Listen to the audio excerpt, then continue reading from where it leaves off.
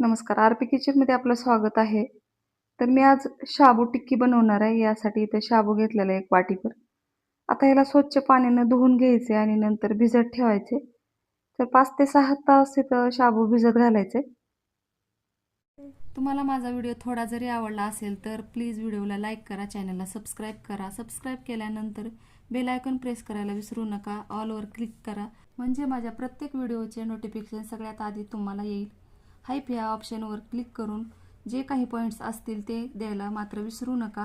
तुमचे एक लाईक, एक सबस्क्राईब आणि या हाईपचे पॉईंट माझ्यासाठी खूप महत्त्वाचे आहेत आणि छानशी कमेंट करा. चला रेसिपीकडे वळूया. आता इथं पाणी काढून दुसरं पाणी टाकून घेतलेलं आहे, तर इथं शाबू भिजला. आता 5 ते 6 तासानंतर तुम्हाला शाबू दाखवते. एकदम छान असा भिजलेला आहे.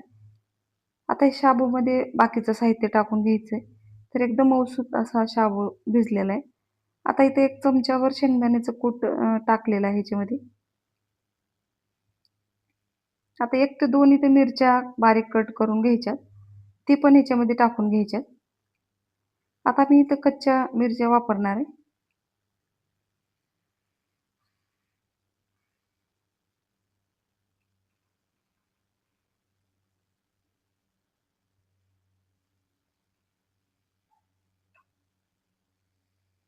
आता इथे मिरची बारीक कट करून झालेली आहे बघू शकता. आता एक शिजलेलं बटाटा आहे आणि ती पण वरचं साल काढून खिसून घ्यायचे. आता बटाटा शिजताना मी इथं अर्धा भाग कट करून घेत असते बटाट्याचा आणि नंतर शिजवायला टाकत असते. आता वरचं साल काढून झालेलं आहे. लगेचच आपल्याला याच्यात साहित्य टाकून घ्यायचे शाबूमध्ये. बारीक कट केलेली मिरची टाकायची. आता ही बटाटा खिसून घ्यायचे याच्यामध्ये.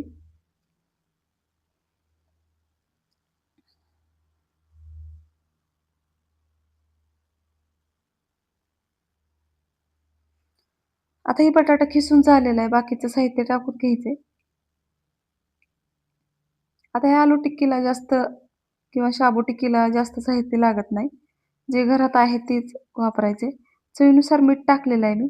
तुम्ही जर उपासाला जिरे खात असाल तर टाकू शकता. आता हे मिक्स करून घ्यायचं. 1 चमच्याभर याच्यामध्ये दही टाकून घ्यायचे.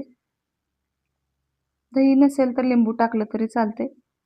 तर एकदम छान असं शाबू टिक्की लागते चवीला. आता हे दही मिक्स करून घ्यायचे आणि याच्यात टिक्की बनवून घ्यायच्या.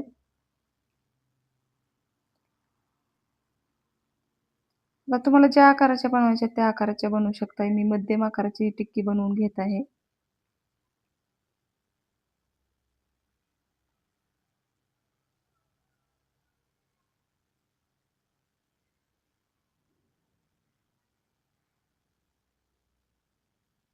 या पद्धतीनं मी टिक्की बनवलेली आहे.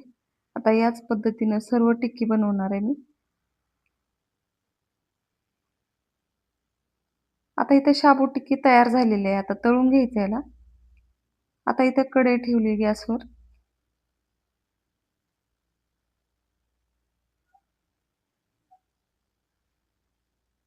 आता ह्याच्यात तेल टाकायचंय. आता तेल गरम झाल्यावर याच्यामध्ये शाबू टिक्की तळून घ्यायची.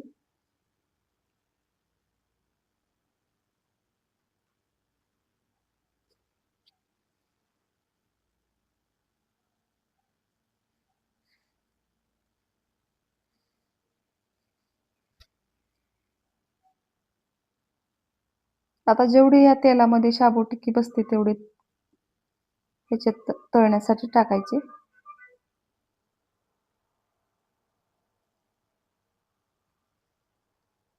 आता ही शाबू टिक्की तळत असताना गॅस मोठाच ठेवायचा.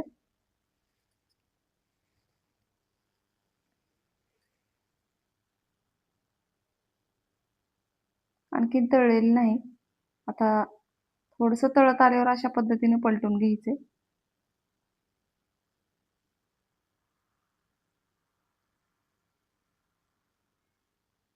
आता दोन्ही बाजूने एकदम खमंग असं भाजून किंवा तळून घ्यायचे.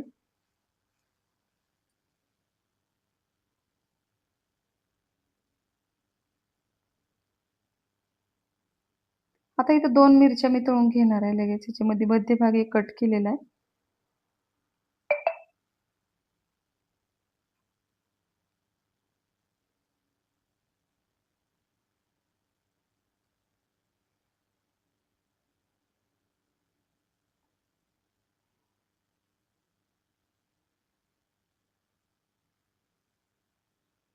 आता इथं शाबू टिक्की तळलेली आहे, मी एका प्लेटमध्ये काढून घेणार आहे.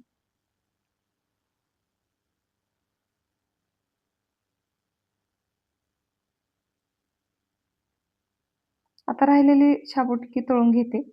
आता इथं प्लेटमध्ये काढून घेतलेली आहे शाबू टिक्की, बघू शकता. एकदम छान अशी तळलेली आहे आणि दह्यासोबत खाण्यासाठी घेतलेली आहे मी. माझ्या चॅनलला सबस्क्राईब करा, लाईक करा, शेअर करा. व्हिडिओ बघितल्याबद्दल धन्यवाद.